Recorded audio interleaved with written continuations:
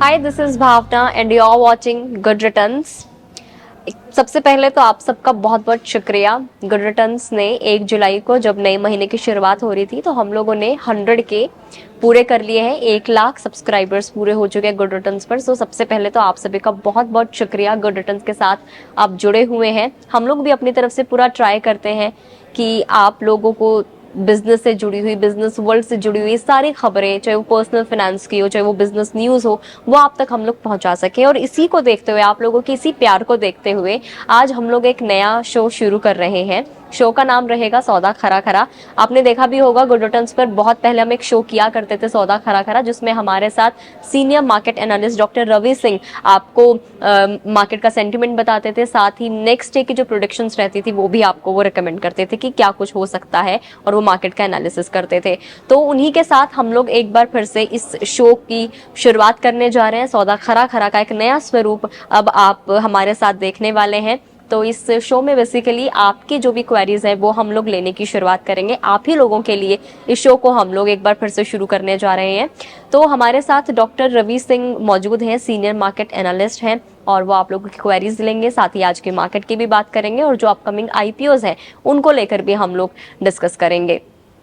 Hello Ravi sir, स्वागत है आपका गुड रिटर्न्स पर एक बार फिर से। कैसे हैं आप? मैं अच्छा हूं और थैंक यू यहाँ पर मुझे फिर से बुलाने के लिए, और आपने जो नया प्रोग्राम शुरू किया है उसके लिए आपको बहुत बहुत बधाई। आपको भी सर। सौदा खरा खरा 2.0 हम लोग रिलीज करने के लिए जा रहे हैं। बाकी हमारे दर्शकों से सौदा खरा खरा हो या आपके साथ कोई भी प्रोग्राम हो, हमें बहुत दर्शकों का प्यार मिलता है, अच्छे खासे हमारे व्यूज आते हैं। तो उसी को सोचते हुए हम लोगों ने सौदा खरा खरा हो का ये जो सेकंड पार्ट है ये हम लोग लॉन्च कर रहे हैं आपके साथ। हमारा ये 3-4 सेगमेंट में डिवाइड रहेगा। पहले सेगमेंट में हम लोग बात करेंगे आज की मार्केट की, उसके बाद हम हमारे कुछ कमेंट्स पे, क्योंकि जब भी हम आपके साथ प्रोग्राम करते हैं तो हमें अच्छे खासे कमेंट्स आते हैं जिसमें लोगों की बहुत सारी क्वेरीज होती हैं जो आपसे समझना चाहते हैं, आपसे जानना चाहते हैं, वो हम उनकी क्वेरीज लेंगे।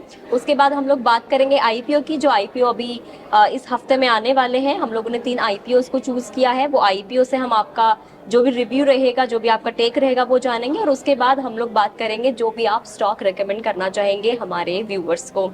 तो सर आज की हम लोग मार्केट की हम लोग शुरुआत कर लेते। कैसा आज का दिन रहा? आज का दिन 2 जुलाई का अच्छा रहा था। अगर हम मार्केट ओपन की बात करें तो सेंसेक्स 79,840.37 पर ओपन हुआ था। उसके बाद हाई बनाया 79,856 का, लो बनाया 79,231 का, और जो क्लोज हुआ है वो हुआ है 79,441 पर, 35 पॉइंट से डाउन रहा है। इसके अलावा अगर हम लोग निफ्टी की बात कर ले तो निफ्टी भी पहली बार 24,220 के पार की छलांग लगाई थी। उसके बाद हाई बनाया था 24,236 का, लो बनाया 24,056 का, और मार्केट जो क्लोज हुई है निफ्टी ने इस पे अपना बनाया है 24,124 का, जो कि डाउन रहा है 18 पॉइंट से। आज के सर ग्रीन में शेयर्स जो रहे हैं वो हैं L&T, Wipro, Infosys, HDFC bank and ONGC. Red में जो रहे हैं, जो कि 2.3 टू 1.7% का इसने डाउन लगाया है, बैंक ऑफ बड़ौदा है, कोटक है, एयरटेल है, टाटा मोटर्स है, इंडसइंड बैंक है, एसबीआई, और हमारा डाउन रहा है। सर आपसे आज की मार्केट का हम लोग व्यू समझना चाहेंगे, कैसा क्या सेंटिमेंट रहा, किस लिए शेयर्स में आज ये जो है डाउन रहे हैं, और कौन से शेयर्स है जो अप रहे और क्यों रहे हैं?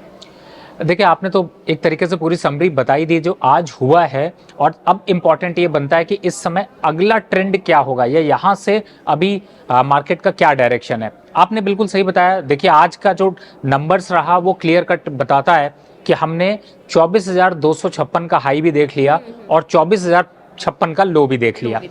वो ऐसा इसलिए हुआ है क्योंकि मार्केट थोड़ा सा जो है वो डिसाइडिंग फैक्टर पे खड़ा है कि यहाँ से क्या ऐसा एक्सपेक्टेशन होगा, बजट पे ऐसा क्या आने वाला है जिसकी वजह से मार्केट में उतार और चढ़ाव दिख रहा है। अब यहाँ पर ऑप्शन डेटा को समझते हैं। ऑप्शन डेटा साफ साफ दिखा रहा है कि 24,300 और 24,500 की कॉल पे अच्छा खासा ओआई खड़ा हुआ है, और लोअर साइड पे जाते हैं तो 24,000 और 23,900 पे सबसे ज्यादा ओआई है। यानी कि ये दो इस तरीके से काम कर रहे हैं कि एक तरीके से सपोर्ट और दूसरी तरीके से रेजिस्टेंस का काम हो रहा है। तो कल का मार्केट भी डिप पर बाय की स्ट्रेटजी को ही रखना है, और फिलहाल आपको इस बात का ध्यान रखना है कि मार्केट में डायरेक्शन जो है वो आपको बोथ साइड के मिलेंगे जैसे आज हुआ है, लेकिन घबराने की जरूरत नहीं है। मार्केट अप ट्रेंड में है, जब तक 24,000 के ऊपर है तब तक कोई टेंशन नहीं है, लेकिन अगर 24,000 से नीचे जाता है तो आप इमीडिएट पुट की साइड पे ऑप्शन ट्रेडर एक्टिव हो जाएं, और दूसरी साइड से यानी कि स्टॉक स्पेसिफिक अगर आप अपना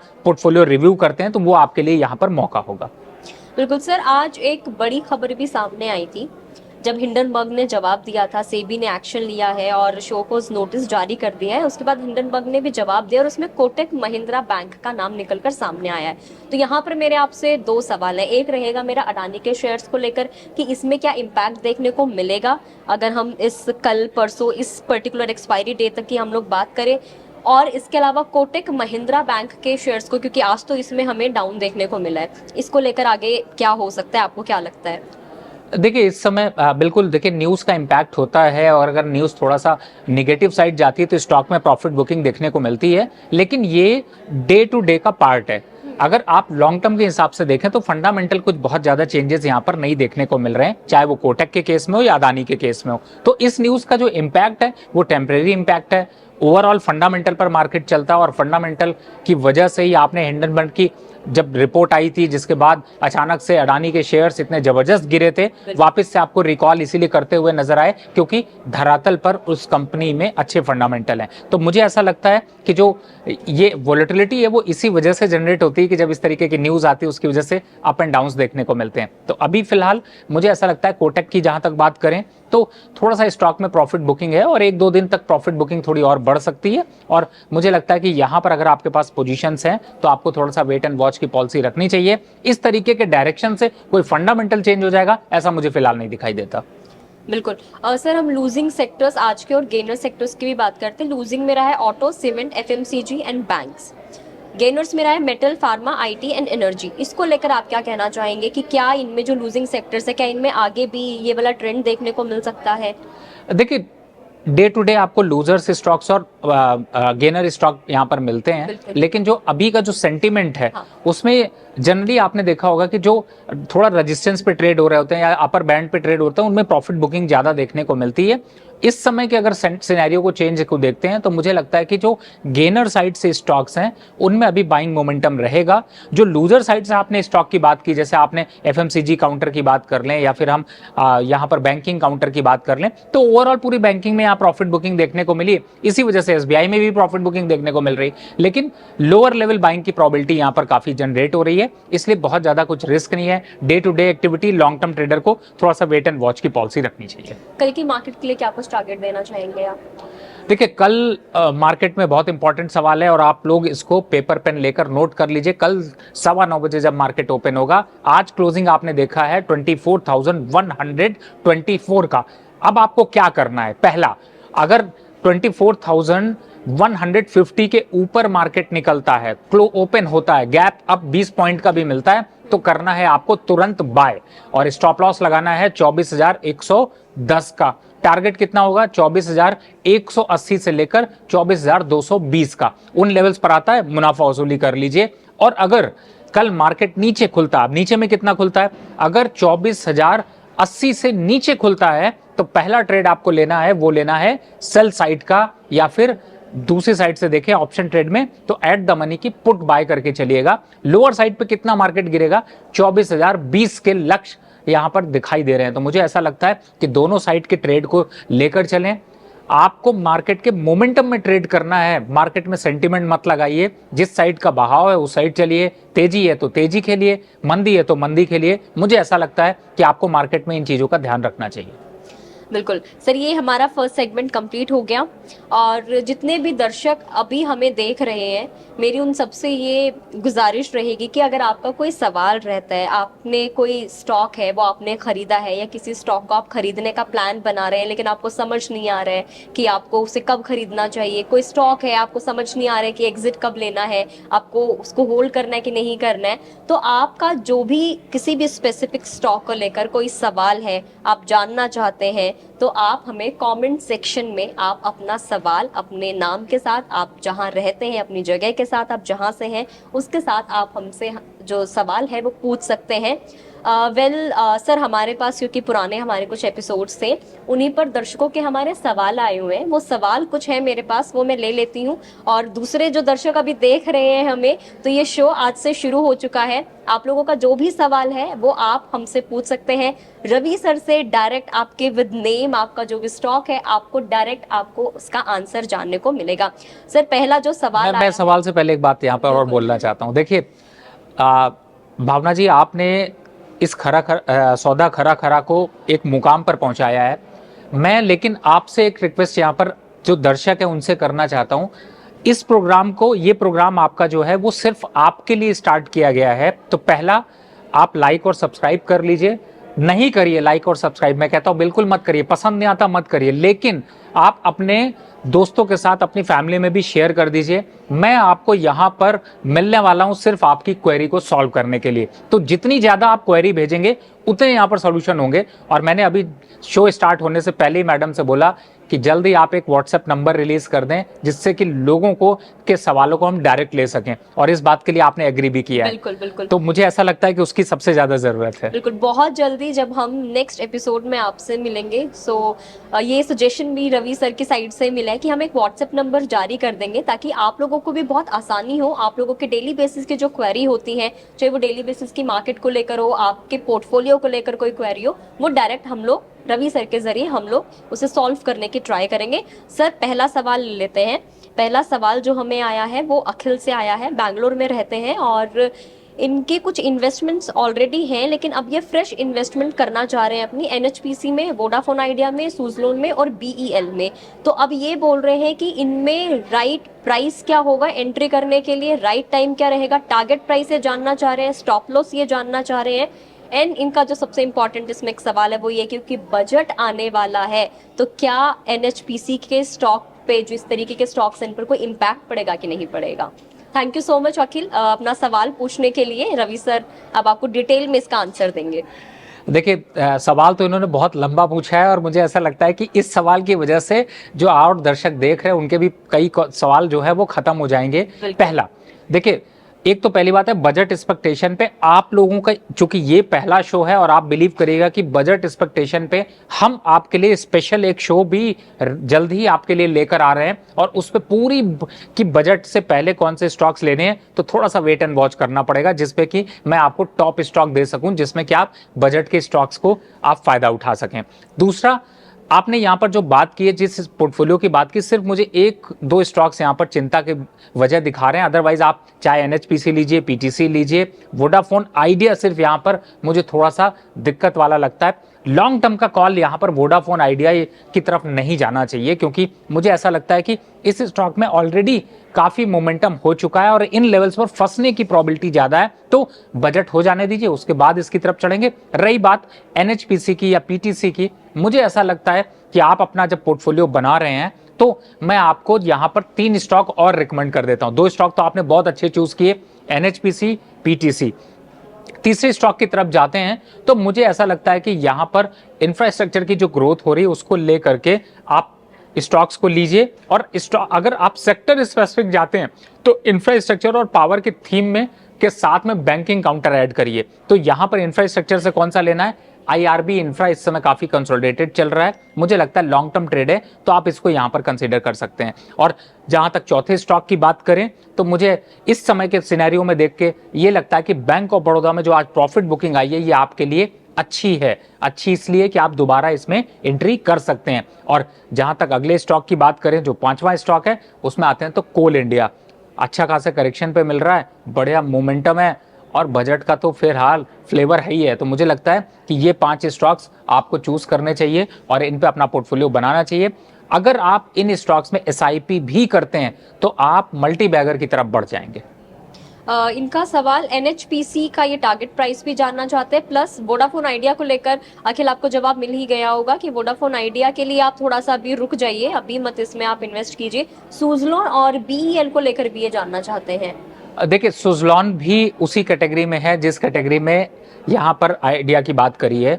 जहां तक बीईएल की बात है, देखिए इस समय चल रहा है वो स्टॉक 308 से 312 रुपए के बीच में कंसोलिडेट कर रहा है। इन लेवल्स पर आपको करना है अभी वेट, इंतजार कितना करना है, 290 रुपए के आसपास ये स्टॉक अभी आएगा, तब आप लीजिएगा। इसीलिए मैंने आपको वो स्टॉक सजेस्ट किए हैं जो करंट लेवल पर लेने लायक हैं। बीईएल या फिर सुजलॉन या फिर आइडिया, इन तीनों पे अभी थोड़ा सा रुकिए, अगर थोड़ा करेक्शन होता है तो दोबारा इस पे एंट्री करेंगे, लेकिन फिलहाल अभी लोकल लेवल के हिसाब से नहीं है। दूसरा, आपने एनएचपीसी का टारगेट पूछे, उसका टारगेट है 120 रुपीज का, तो यहां पर इस स्टॉक को अभी आप और ऐड कर लीजिए, क्योंकि एनएचपीसी ज्यादा स्ट्रांग दिखाई दे रहा है पूरी लिस्ट में।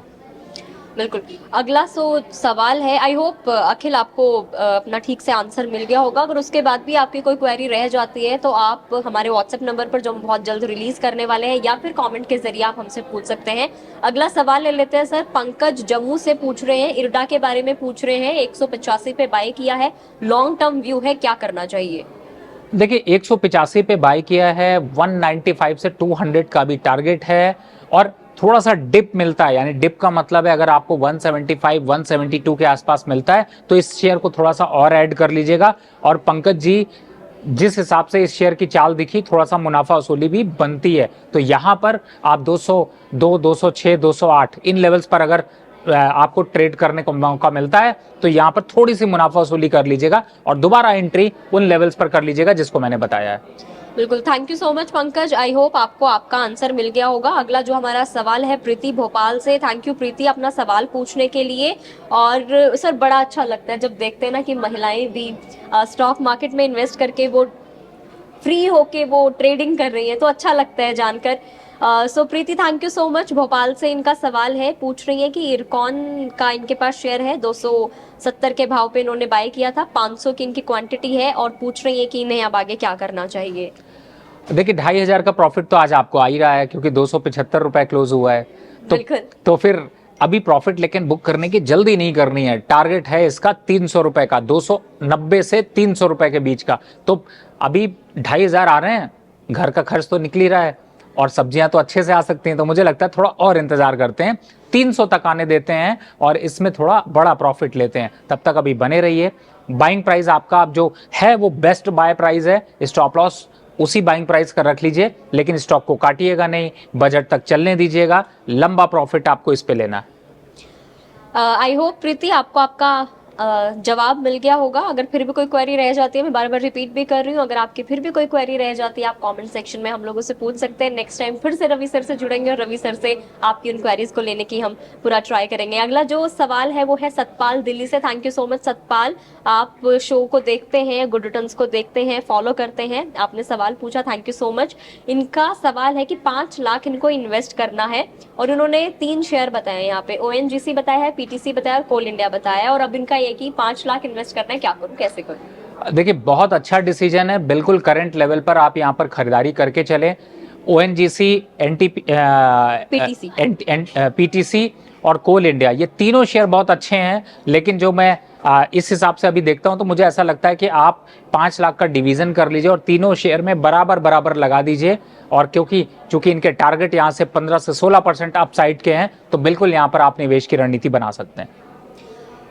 सतपाल, आपके 5 लाख आपको कैसे इन्वेस्ट करना है आपको समझ आ गया होगा। अपने 5 लाख को बांट लीजिए तीनों में करंट प्राइस पे सर बराबर बराबर आप ले सकते हैं।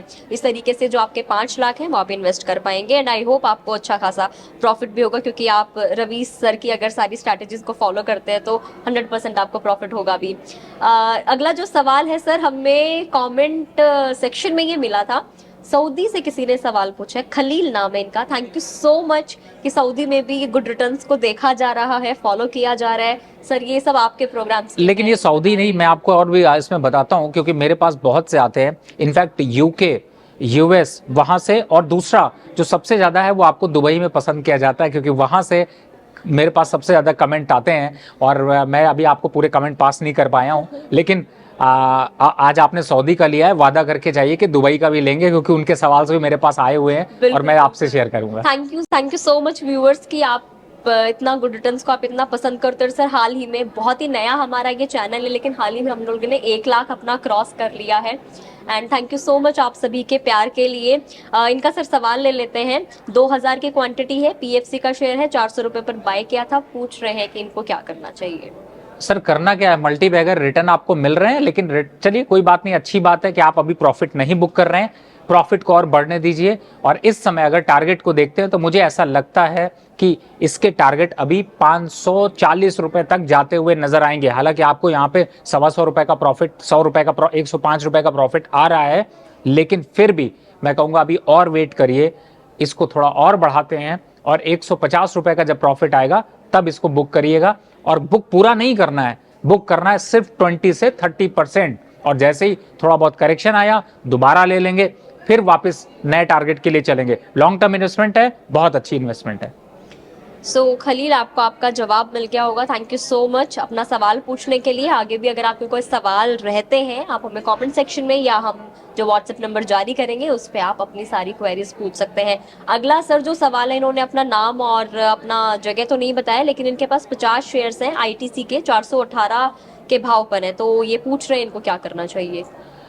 देखिए, इस समय आईटीसी को अगर देखते हैं तो थोड़ा सा जब भी बजट आता है ना तो हमेशा आईटीसी के शेयर बढ़ते हुए नजर आते हैं। तो मुझे ऐसा लगता है कि अभी थोड़ा चलने दीजिए।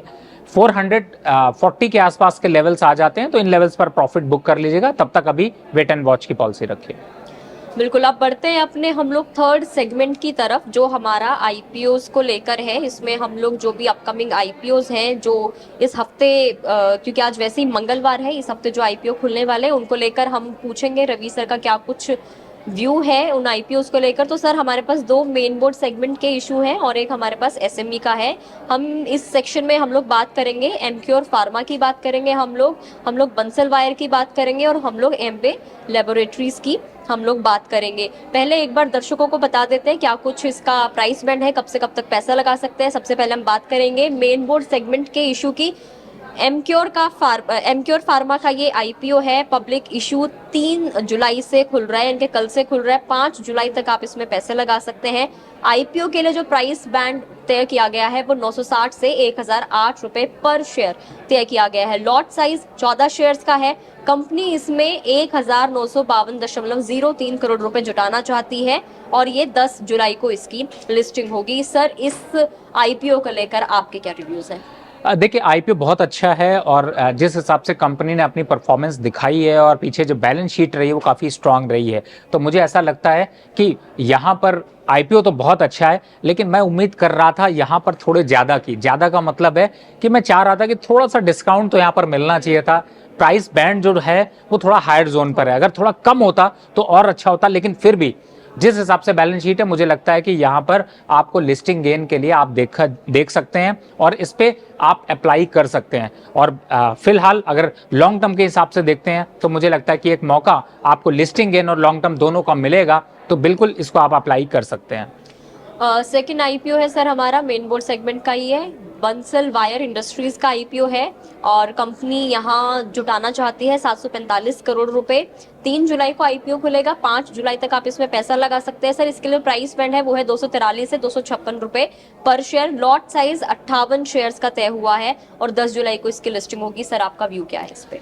देखिए, बंसल वायर के अगर पूरे स्ट्रक्चर को समझा जाए तो काफ़ी अच्छा होल्ड है मार्केट में, और इनकी भी बैलेंस शीट को अगर देखते हैं तो थोड़ा सा जो है वो आपको लगेगा कि रिजर्व सरप्लस इनका काफ़ी बड़ा हुआ है। प्रॉफिटेबिलिटी लास्ट क्वार्टर में इनकी काफ़ी अच्छी रही है और उसी बेसिस पर आईपीओ यहाँ पर स्ट्रांग दिखाई दे रहा है। और प्राइस बैंड अगर देखते हैं तो वो थोड़ा सा यहाँ पर अट्रैक्शन दिखाई दे रहा है। तो मुझे ऐसा लगता है कि फिलहाल लिस्टिंग गेन के लिए आप बंसल वायर को यहाँ पर अप्लाई कर सकते हैं। और लेकिन इस बात का ध्यान जरूर रखें, क्योंकि इस समय आईपीओ की बौछार आ रही है, यानी कि ढेर सारे आईपीओ आ रहे हैं। तो जिन पे भी ले रहे हैं उनको बहुत सोच समझ कर लीजिए और कोशिश ये करें कि जो मैं लिस्टिंग गेन की जिनकी बात कर रहा हूं उनको लिस्टिंग गेन के लिए ही लें। लॉन्ग टर्म के लिए अभी एक अलग कैपिटल रखिए और लिस्टिंग के लिए एक अलग कैपिटल रखिए। तो फिलहाल इसको यहाँ पर देखते हैं तो एक बार अप्लाई आप जरूर यहाँ पर कर सकते हैं। नेक्स्ट आईपीओ हम लोग ले लेते हैं। एसएमई सेगमेंट का आईपीओ है, एम्बे लैब्स का है। 4 जुलाई को ये ओपन होगा, 8 जुलाई को ये क्लोज हो जाएगा और कंपनी इसके जरिए 44 करोड़ 68 लाख रुपए यहाँ पे जुटाना चाहती है। प्राइस बैंड जो है वो 65 से 68 रुपए पर शेयर का है। लॉट साइज रखा गया है 2000 शेयर्स का। 11 जुलाई को इसकी लिस्टिंग होगी। सर, आपके क्या व्यूज हैं? देखिए, फिलहाल एसएमई आईपीओ पे तो इतने एसएमई आईपीओ आ रहे हैं तो आपको बहुत सोच समझ कर यहाँ पर निवेश करना है। और जहां तक अभी जिस आईपीओ के बारे में भावना जी ने इतनी डिटेल में बताया है, अगर इस आईपीओ को देखते हैं तो मुझे ऐसा लगता है कि ये पूरे आईपीओ का भी हम लोग कंपैरिजन धीरे धीरे लाते रहेंगे, नए स्टॉक्स जो आएंगे आईपीओ एसएमई आईपीओ पे उन पे डिस्कशन करेंगे। और जैसा आपने वादा किया कि आप शायद मैनेजमेंट को भी आप इस पे कनेक्ट करके ज़्यादा व्यूज़ को पूछेंगी, तो मुझे लगता है वो ज़्यादा क्लियरिटी देगा। लेकिन फिलहाल इस एसएमई आईपीओ को अगर यहाँ पर देखते हैं तो मुझे लगता है कि आपके लिए एक मौका आ रहा है, जो कि एसएमई आईपीओ पे आपको इन्वेस्टमेंट की यहाँ पर राय निकल कर आ रही है। तो मुझे ऐसा लगता है कि इस एसएमई आईपीओ पे आप ध्यान रखें, और अगर एप्लीकेशन बनती है, एक चीज़ का जरूर ध्यान रखें। हमेशा आप कहते हैं कि आईपीओ नहीं आता, जो आईपीओ आप अप्लाई करें उसको हमेशा हायर बैंड के लिए अप्लाई करें, उसमें 2 बैंड होते हैं। लोअर बैंड के लिए अगर आप अप्लाई करते हैं तो चांसेस बहुत कम हो जाते हैं, और इस आईपीओ को आप हायर बैंड के लिए अप्लाई करिए तो आपको यहाँ पर अच्छा मौका मिल सकता है। बिल्कुल, तो ये हो गया सर हमारा सेगमेंट 3 आईपीओ को लेकर भी हम लोगों ने बात कर ली है। अब हम लोग अपनी क्लोजिंग की तरफ बढ़ते हैं, और मैं आपसे चाहूंगी कि आप कुछ दर्शकों को, क्योंकि दर्शक इतना फॉलो करते हैं, गुड रिटर्न्स को फॉलो करते हैं, रवि जी को फॉलो करते हैं, तो कौन से ऐसे स्टॉक्स हैं जो आप रिकमेंड करना चाहेंगे हमारे दर्शकों को, क्योंकि बजट भी आ रहा है, बहुत बड़ा इवेंट आ रहा है, तो क्या आपकी रिकमेंडेशन रहेगी? देखिए, यहाँ पे मैं फिलहाल तो कल के लिए सिर्फ 2 ही स्टॉक दे के जाऊंगा, क्योंकि चूंकि यहाँ पर हम डे टू डे ट्रेडिंग के हिसाब से देख रहे हैं। लॉन्ग टर्म के हिसाब से हमने 5-6 स्टॉक्स का डिस्कशन कर लिया, जिसमें कि एनएचपीसी, पीएफसी, पीटीसी और ओवरऑल कोल इंडिया, इन सब की बात कर ली है। कल के लिए जो फोकस आपको रखना है वहाँ पर एक जेके टायर स्टॉक है, जिसको कि आपको फोकस रखना है। और दूसरे स्टॉक की बात करें तो वो है एनएचपीसी, 99 के पास चल रहा है। मुझे लगता है ये 2 स्टॉक को आप कल फोकस में जरूर रखिएगा। इन पे बाइंग एक्युमुलेशन चल रही है, तो यहां पर आप फोकस करके चल सकते हैं। और ओवरऑल बजट की स्ट्रैटेजी के लिए बिल्कुल जुड़े रहिए। हम लोग बजट की स्ट्रैटेजी पे जल्दी डिस्कशन और करेंगे। तो बहुत जल्द बजट को लेकर भी हम लोग डिस्कस करेंगे। बजट में किस सेक्टर के लिए क्या कुछ उम्मीदें लगाई जा रही है, क्या कुछ पॉसिबिलिटीज है, क्या कुछ बजट में अनाउंस किया जा सकता है। इसके अलावा आपके काम की जो बात है कि आपको कौन से सेक्टर्स के ऊपर फोकस करना है, कौन से स्टॉक्स आप खरीद सकते हैं बजट से पहले, बजट के दिन या बजट के बाद में, वो सारी चीजें हम लोग डिस्कस करेंगे रवि जी से। आप गुड रिटर्न्स के साथ बने रहिए। अगर आपका कोई सवाल है, आप किसी पर्टिकुलर स्टॉक के बारे में जानना चाहते हैं, आप शेयर मार्केट में नए हैं और आपको नहीं पता है कि निवेश कैसे शुरू करना है, निवेश करना कैसे है, वो स्ट्रैटेजी आपकी क्या होनी चाहिए, पोर्टफोलियो एक बन गया है लेकिन आप लॉस में चल रहे हैं, तो उस लॉस से आपको बाहर कैसे आना है, प्रॉफिटेबल आपको कैसे होना है, तो आपका जो भी क्वेश्चन है आप हमें फिलहाल के लिए कमेंट बॉक्स में आप लिख के हमसे अपना सवाल पूछ सकते हैं। बहुत जल्द हम व्हाट्सएप नंबर भी जारी कर देंगे, तो आपका जो सीधे सवाल है वो आप उस नंबर पर पूछ पाएंगे। सो आई होप आपको ये जो वीडियो है ये पसंद आई होगी। सर, आप लास्ट में और कुछ रिकमेंड करना चाहेंगे हमारे दर्शकों को? नहीं, देखिए, सबसे बड़ी बात है कि आपने एक बहुत अच्छा शो स्टार्ट किया है। सक्सेसफुल बनाना और अपने दोस्तों के साथ ज़्यादा से ज़्यादा शेयर करना, ये अब आपके हाथ पे है। अगर आप इस प्रोग्राम में कोई सजेशन भी देना चाहते हो तो बिल्कुल दीजिए, क्योंकि हम लोग कोशिश ये करेंगे कि आपके उन सॉल्यूशंस को ले पाएं। आप लोगों ने बहुत सारे सवाल वैसे भेजे, हमने थोड़े ही सवाल कुछ हम लोग ले पाए हैं, लेकिन हम कोशिश करेंगे, अगर आपके ज़्यादा से ज़्यादा सवाल आएंगे तो हम कोशिश करेंगे कि और ज़्यादा सवालों का एक रैपिड फायर राउंड भी रखें, जिससे कि ज़्यादा से ज़्यादा सवालों को रिप्लाई कर पाएं। फिलहाल आप लोगों से रिक्वेस्ट होगी कि इस पूरे वीडियो को आप अपने दोस्तों के साथ जरूर शेयर करें, और उनको भी जरूर बताएं कि आप स्टॉक मार्केट पे बिना किसी ज्ञान के जरूर कूदने की कोशिश ना करें। दूसरा, जो बहुत से सोशल मीडिया चैनल पे आपको इंस्टाग्राम पे रील्स दिखाई देती हैं, उन रील से थोड़ा बचकर निवेश करिए, क्योंकि वो आपके पॉकेट में बहुत बड़ी सेंध मार रहे हैं। बहुत सारे टेलीग्राम ग्रुप्स भी होते हैं। टेलीग्राम तो मैं तो कहता हूं, अगर आप समझदार हैं तो टेलीग्राम चैनल पूरी तरह से अनइंस्टॉल कर लीजिए, क्योंकि वो आपको आप पूरा कैलकुलेशन कर लीजिए। अगर आप प्रॉफिट में हैं तो बहुत अच्छी बात है, बिल्कुल फॉलो करिए। लेकिन आप पिछले 6 महीने से देखें या 1 साल से फॉलो कर रहे हैं तो देखिए क्या वाकई में प्रॉफिट में है। मैं आपको भावना जी बताऊं, जो सेबी का एक डिस्क्लेमर होता है, फ्यूचर ट्रेड पे आता है कि 10 में से 9 लोग जो है वो नुकसान करते हैं और उनका नुकसान 50,000 के बराबर है। अगर टेलीग्राम को आप देखेंगे ना तो वो 99 नहीं होगा, वो 100% होगा। बिल्कुल बिल्कुल, राइट। तो देखिए, बजट को लेकर भी अगर आपको कोई सवाल है, आपके पोर्टफोलियो को लेकर सवाल है, आप हम लोगों से पूछ सकते हैं। बार बार मैं आपको ये बात रिपीट भी कर रही हूँ कि आप कमेंट सेक्शन में हमसे पूछ सकते हैं। सो आई होप आपको ये जो शो है सौदा खरा खरा जो हम आज से इसकी शुरुआत कर रहे हैं आपको पसंद आया होगा। जैसा सर ने कहा, अगर आपको कोई सजेशन है शो में, आप चाहते हैं कि हमें कुछ सेगमेंट ऐड करना चाहिए या कोई भी आपका सजेशन है, वो भी हमें लिख के भेज सकते हैं। हम जरूर ट्राई करेंगे कि हम आपके सजेशन को फॉलो करें। Thank you so much for watching this and thank you Ravi sir, हम लोगों से जुड़ने के लिए, दर्शकों को बांध के रखने के लिए इतने टाइम तक। Thank you so much. Thank you viewers.